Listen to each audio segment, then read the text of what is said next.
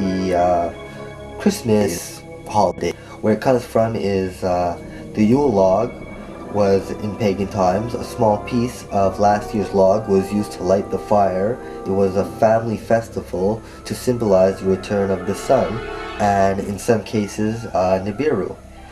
Kissing under the mistletoe.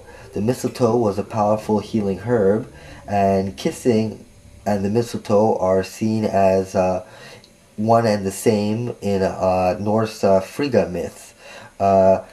Frigga is the Norse goddess of love, marriage, and fertility, and it was associated that kissing was the same as, or love was the same as healing. It's more or less symbolic, and Jesus Christ even was trying to show this, that love is the most important thing in keeping our bodies healthy and our universal body healthy. The evergreen trees were seen as symbols of everlasting life because they lived through the coldest winters. Decorating with balls represented the undying strength of the sun, which was added basically in Roman times, and the star represented the Star of David. Gift giving became the Christmas festival because of the three wise men and Jesus, but was celebrated by pagans way before in winter solstice times as a way of offering gifts to the god Saturn, or Saturnella, who was the god over agriculture, which was really the planet Saturn. It was one of their greatest festivals. What's interesting though is Jesus Christ's birthday is in the winter solstice era, and John the Baptist is in the summer solstice area. Summer being an increase in light, and winter being a decrease in light. This is kind of symbolic that John's texts were to be more brought out in light rather than Jesus's teachings. So you got a lot of holidays that we have come from basically pagan holidays. Samhain is actually Hallowmas, or Hallows Eve, which is Halloween. We have Candlemas, which is I don't remember where Candlemas is, but it comes in a little bit after Halloween. Fall Equinox, which is basically the final harvest, but it has a lot to do with Thanksgiving.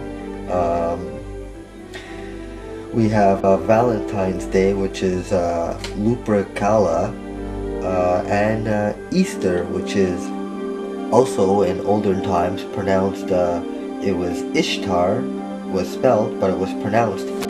And where this story comes in, it comes from Nimrod's story. Now we go back to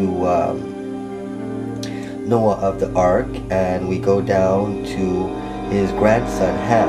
The grandson Ham had 3 sons. 2 of them were important in this story. One was Can, who was the father of the Canaanites, and the other son was Cush, who came down into Africa and started the Cushites.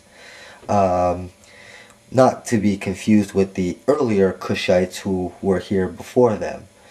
But that was a Neteru culture, or a Nubian culture. Anyways, Ham's son Cush married Semiramis, who was basically a reptile creature who had shapeshifted into a human form. Now, there's a lot of speculation on whether shape-shifting reptilians exist or not. Let's keep in mind that reptiles are able to genetically manipulate their own DNA.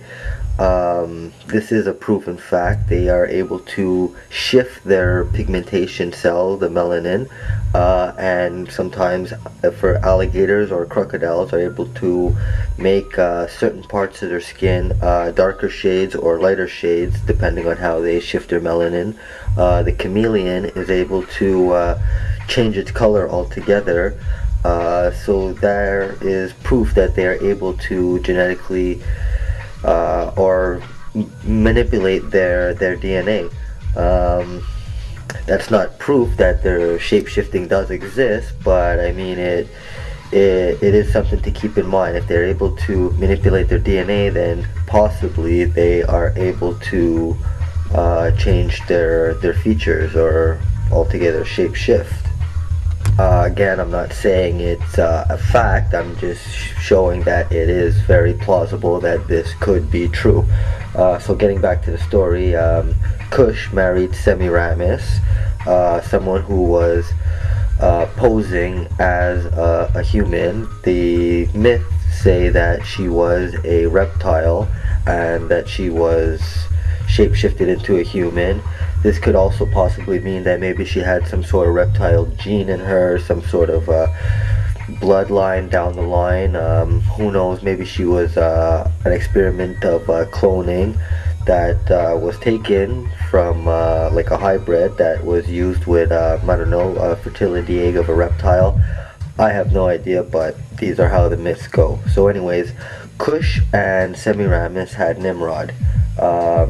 Cush ended up dying later on. When Cush died, Nimrod married his mother, and she became his mother slash wife. She became king of Babylon, basically, and he became a very powerful king. The story goes, Nimrod took over vast areas of land, stretched out his empire through Babel, Rich. He had the land of Shinar, the towns of Akkad and Kalnech. When Nimrod died, in order for Semiramis to still control power over the people, because Nimrod was a great and powerful ruler, again, he came from this strong descendancy line of